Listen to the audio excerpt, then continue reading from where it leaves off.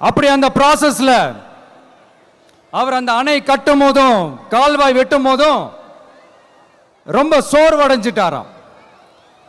அப்ப அவங்க அம்மா அதை பார்த்துட்டு சொன்னாங்களாம், மகனே காளிங்கா, தயிர் வித்த காசு தாழ்வாரம் வரைக்கும் இருக்குது, மோர் வித்த காசு முகுடம் வரைக்கும் இருக்குது, அதை எடுத்துக்கிட்டு போய் அணைய கட்டியா கால்வாய வெட்டியான்னு சொல்லி தைரியம் கொடுத்தாங்களா.